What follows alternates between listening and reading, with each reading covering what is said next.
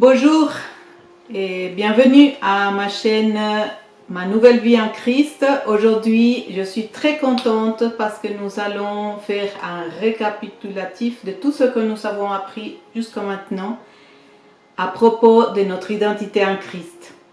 Soyez prêts et soyez remplis de l'Esprit, que la parole vous nourrisse richement et vous receviez par cela l'abondance de son amour et de sa grâce aujourd'hui.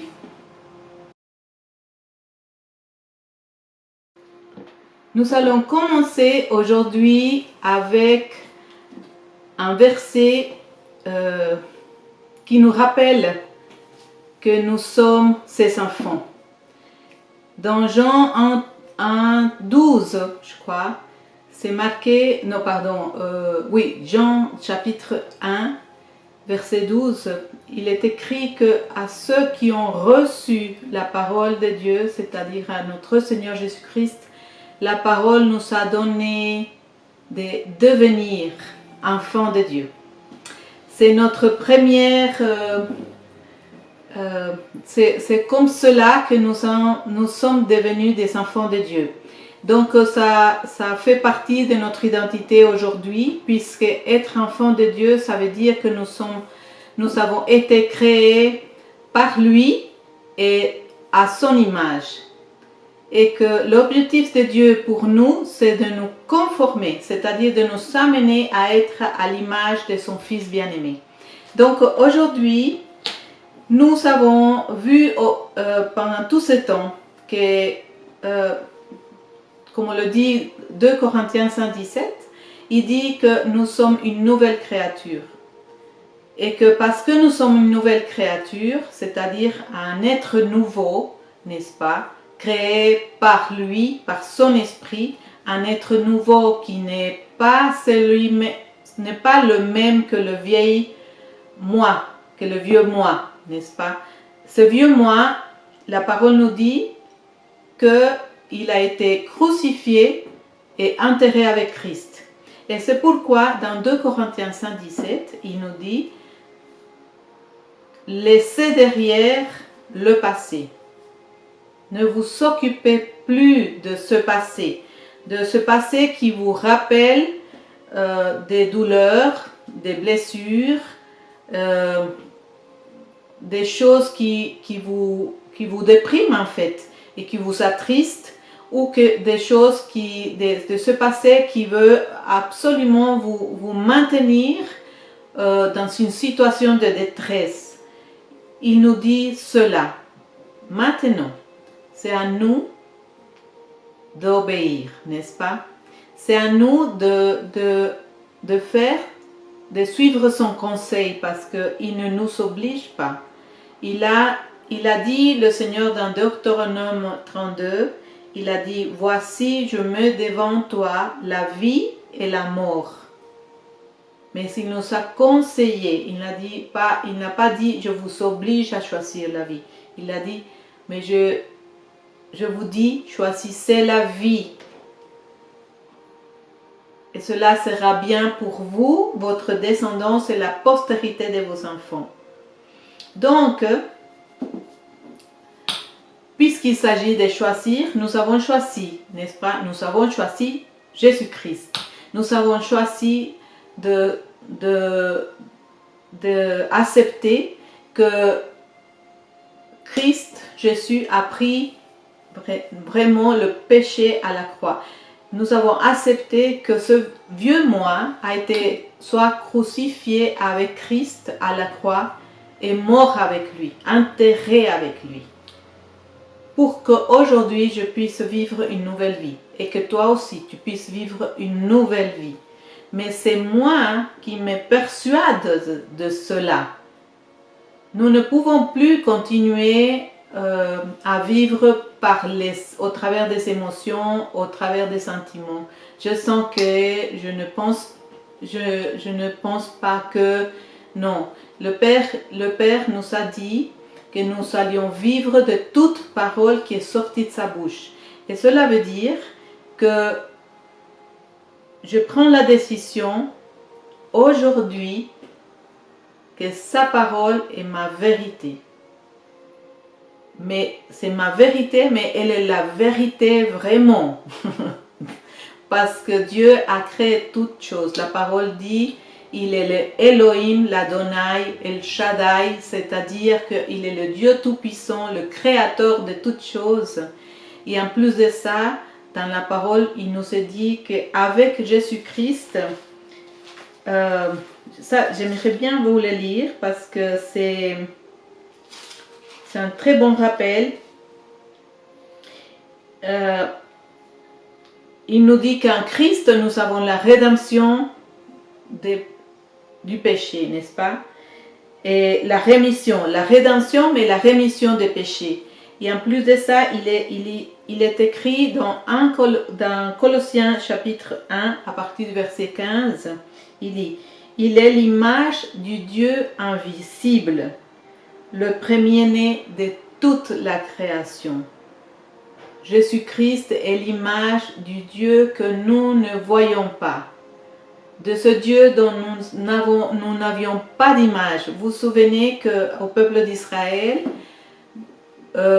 Yahweh leur disait de ne pas avoir d'image ni de se créer aucune image de lui, n'est-ce pas?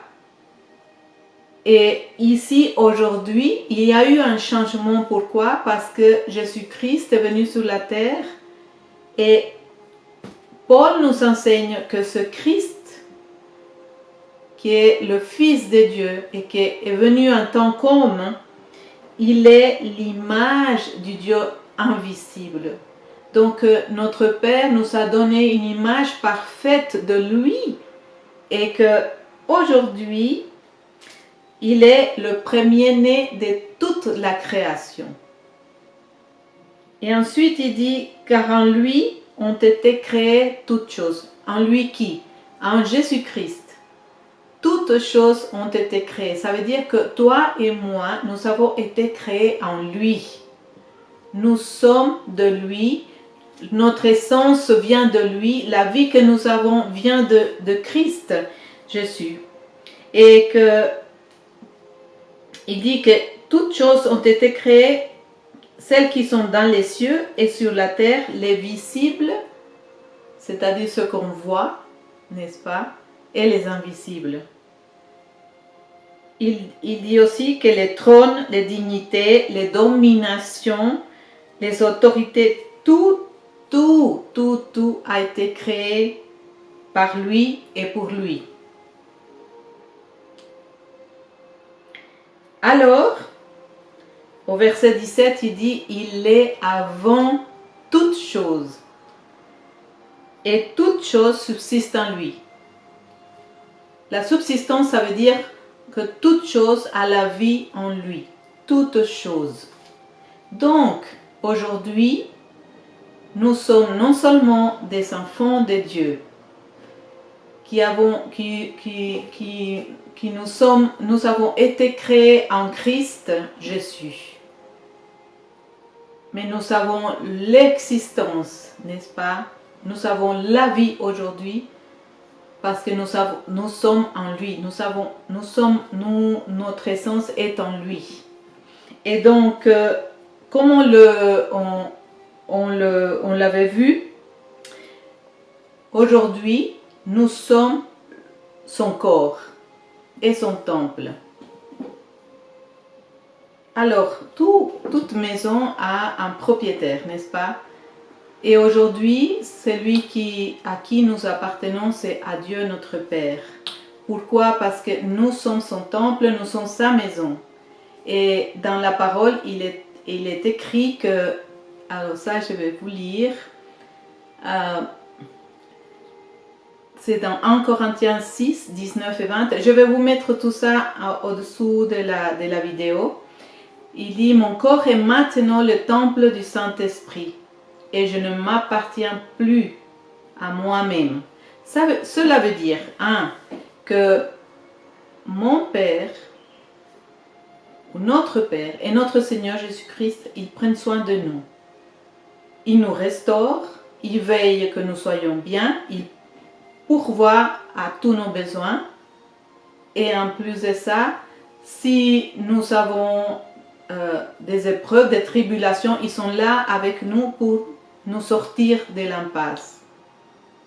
Parce qu'il n'a pas dit que nous n'aurions pas de tribulations, il a dit qu'il serait avec nous. Et en plus, il a dit que la victoire, il nous donnait la victoire par notre Seigneur Jésus-Christ. Donc aujourd'hui, mon identité en Christ, c'est que je suis son enfant, faite à l'image de Dieu, et que aujourd'hui, par la volonté de notre Père, nous avons été bénis de toute bénédiction spirituelle dans les lieux célestes. Et ces bénédictions, alors, il y a beaucoup de gens qui comprennent que la bénédiction, étant donné que c'est marqué spirituel, elle est pour les cieux. Mais la bénédiction, elle est pour ici sur la terre. Si vous voyez la vie d'Abraham, d'Isaac et de Jacob, la bénédiction était avec eux dans tout ce qu'ils faisaient. La bénédiction est celle qui les rendait prospères. La bénédiction était celle qui leur donnait d'avoir la victoire sur leurs ennemis. Pourquoi? Parce que Dieu était avec eux. La bénédiction était de que la paix était au milieu de eux. Donc aujourd'hui, nous, toi et moi, nous avons c'est toutes les bénédictions que Dieu, notre Père, a prononcées à nos patriarches. L'autre chose qui appartient à notre, à notre identité, c'est que nous ne sommes plus des habitants du monde. Nous-mêmes, nous avons renoncé à la citoyenneté du monde et nous avons choisi de devenir des citoyens du royaume des cieux. Quand? C'est quand qu'on a fait ça? Le jour où toi et moi, nous nous sommes baptisés. Ce jour-là, une chose merveilleuse et vraiment surnaturelle s'est passée, c'est que toi, tu as été crucifié et mort à la croix. C'est moi, et moi, mon vieux moi a été crucifié à la croix et enterré avec Christ. Mais, ce jour-là aussi, le jour du baptême, quand je suis sortie des eaux du baptême, je n'étais plus la même. J'étais une nouvelle créature en Christ. Un esprit nouveau est venu en moi. Et en toi aussi. Mais notre Père veut qu'on prenne conscience de ces choses-là et qu'on ne s'appuie pas dans nos sentiments, nos émotions pour dire si cela est vrai ou pas. Parce que comme quand on coupe un membre, n'est-ce pas, il y a encore des réflexes. Donc au début, il y a beaucoup de réflexes de cette vieille nature de péché en nous. Mais ce sont des réflexes. C'est comme quand quelqu'un qui est sur cette terre, il quitte la terre, il meurt. On parle de lui pendant un certain temps, mais après on oublie, on ne parle plus. C'est la même chose pour notre vieux moi. Ne vous occupez plus de lui. Laissez les choses passer derrière. Laissez toutes ces choses derrière que de toute façon notre Père, par son esprit, nous amènera parfois dans ce passé, mais c'est pour nous délivrer complètement des blessures, guérir le traumatisme et nous restaurer dans notre âme. Pourquoi? Parce que notre esprit, il est un avec Christ. Dans la parole, il est écrit, non seulement je suis maintenant le corps de Christ, mais la parole dit que celui qui s'attache à Jésus pour être un avec lui, est un seul esprit avec lui. C'est 1 Corinthiens 6, 17. Donc, je suis un esprit avec Jésus, un seul. Pourquoi avoir peur? Pourquoi continuer d'avoir peur? La parole nous dit aussi ceci. Aujourd'hui, notre Père, de sa propre volonté, il nous a assis dans les lieux célestes à sa droite en Christ Jésus, avec Christ Jésus. Non seulement il nous a assis à sa droite avec lui, mais en plus de ça, nous sommes cachés en Christ, cachés en Christ. Et si nous, comme nous avons lu, qu'il est au-dessus de toutes choses, pourquoi avoir peur? Nous sommes tellement déjà protégés. Nous sommes totalement entourés de Christ. Alors, la parole nous dit dans Éphésiens 4, la parole nous dit ceci.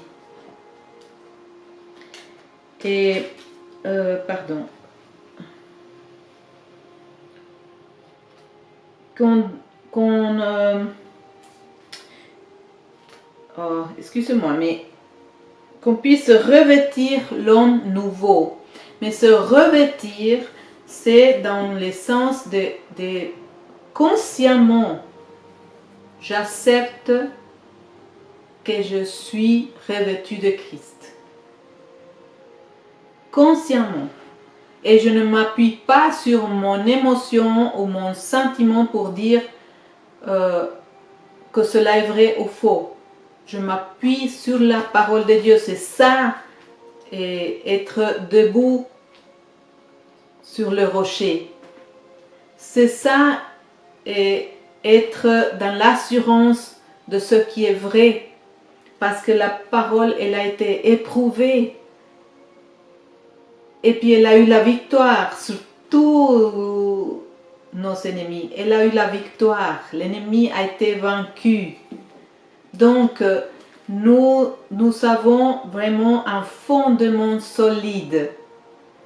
Et aujourd'hui, notre statut n'est plus des citoyens du monde. Aujourd'hui, nous sommes des citoyens du royaume des cieux. Pourquoi? Colossiens 1,13 nous dit que notre Père éternel nous a transférés du royaume des ténèbres dans le royaume de son Fils bien-aimé, notre Seigneur Jésus-Christ. Et nous avons une position de royauté. Nous sommes assis à la droite de Dieu notre Père, mais dans une position de royauté. Ça veut dire pour régner. Et il nous a délégué à nous l'autorité sur toutes ces puissances, domination, gouvernement, autorité et principauté. Donc nous sommes au-dessus. Des fois, j'entends dans ces discours un peu religieux qu'il faut absolument franchir le 2e ciel ou le 3e ciel, je ne sais quoi. Alors que je ne suis pas en train d'aller d'ici à là. Notre Père n'est pas illogique. Quand il nous dit dans la prière de notre Père, qui nous dit que sa volonté se fasse ici sur la terre comme au ciel, c'est parce que nous sommes déjà assis à sa droite dans les lieux célestes et nous pouvons voir le royaume. Nous pouvons voir nos enfants. Nous pouvons voir notre descendance et la postérité de nos enfants. Et nous pouvons voir comment elle est notre vie véritablement et amenée par notre discours, puisqu'il a dit c'est par la folie de la prédication,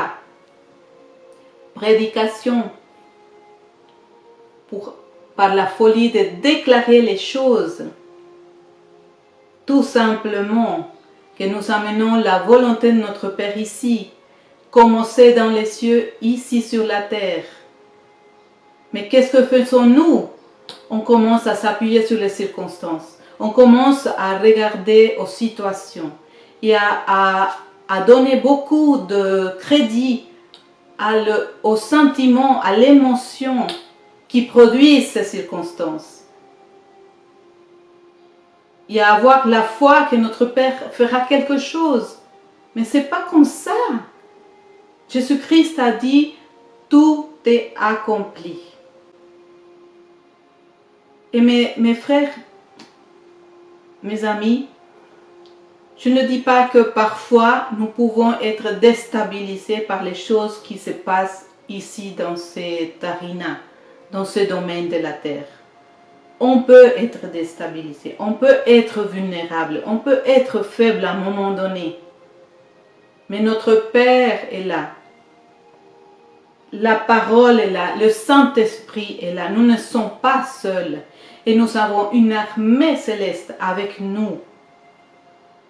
Et nous avons des frères et sœurs qu'à ce moment-là, ils sont debout sur la brèche pour nous porter. C'est pour ça que la parole nous dit, portez-vous les uns les autres.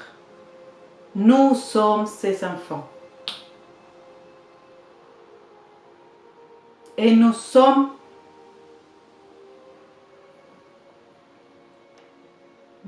bénis de toute bénédiction. Alors, arrêtons de nous appuyer sur les circonstances, sur les situations.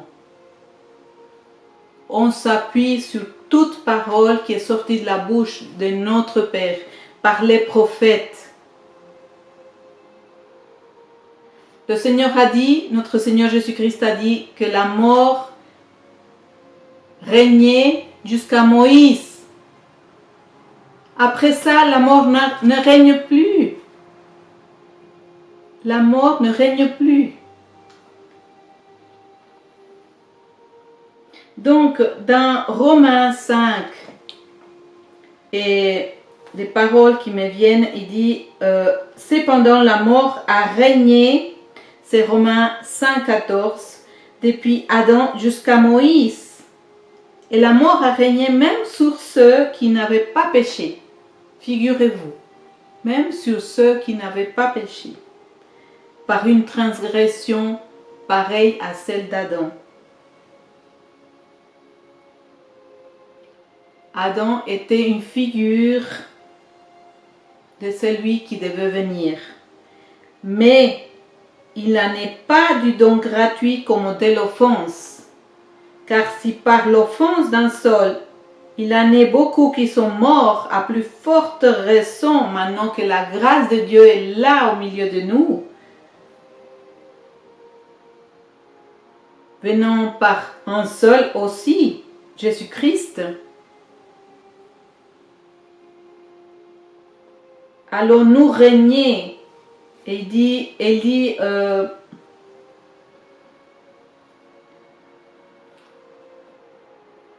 alors c'est ici, il dit au verset 16, il n'en est pas du don comme de ce qui est arrivé par un seul qui a péché, que c'est après une seule offense que le jugement est devenu condamnation, tandis que le don gratuit de sa grâce devient justification pour nous. Alors à plus forte raison maintenant, ceux qui reçoivent l'abondance de la grâce. J'ai reçu. Un jour, je déclarais, je reçois l'abondance de la grâce de Dieu. Et j'espère que tu l'as fait aussi, puisqu'il s'agit qu'on parle et on s'aligne, on se mette d'accord avec notre Père au lieu de nous mettre d'accord avec les situations, les circonstances. Parce que notre Père est celui, le seul, qui nous dit la vérité, c'est lui. Si tu veux que ta vie reflète la bénédiction de notre Père, ta bouche doit s'aligner avec la sienne, avec sa pensée, avec ses paroles. Alors il dit, ceux qui reçoivent l'abondance de la grâce et du don de la justice. Quelle justice? De que j'ai été affranchi. C'est pas moi qui a payé pour mes péchés. C'est pas moi qui a été condamné. C'est Jésus-Christ. Et aujourd'hui, je suis revêtue de son manteau de justice. Je suis une manifestation sur la terre de la justice de Dieu. J'ai été graciée par mon Père, par le juge de toute la terre. Et il dit, ceux-là régneront dans la vie par Jésus-Christ, son Fils. Régneront. Nous avons changé de statut. Et même si tu commences juste à grandir, comme t'es juste un bébé spirituel, tu es déjà plus, le pouvoir qui est en toi est déjà tellement plus grand que le pouvoir qui est dans le monde, que le pouvoir de ces puissances des ténèbres. Alors, j'espère que vous allez réfléchir à toutes ces paroles et réellement les intégrer dans votre vie par la prédication, par le fait de proclamer. Posez-vous devant un miroir et dites, je suis un enfant de Dieu, je suis assis à la droite de Dieu mon Père, je suis en train de régner. Sur quoi tu règnes? Ça soulève des questions. Sur quoi tu règnes? Quel est ton territoire? Quels sont tes ennemis? Parce que si tu es encore en train de voir tes ennemis en chair et en os, alors tu n'es pas encore dans l'esprit. Tu ne marches pas encore par l'esprit. Parce que nos ennemis ne sont pas de chair. Ce sont des puissances, des principautés, des dominations, des gouvernements, des autorités, des esprits de méchanceté. Tu es un enfant de Dieu et Dieu t'a donné le pouvoir sur toutes choses, au-dessus de tout, par Christ Jésus. Et tu es un seul esprit avec lui. Alors, soyez richement bénis par ces paroles, par la parole de Dieu, qui est incorruptible. Et je prie que notre Père illumine vos yeux pour voir dans le royaume tout ce que lui, il vous a donné par grâce. Que l'Esprit Saint vous révèle les choses cachées. Au nom de Jésus. Amen.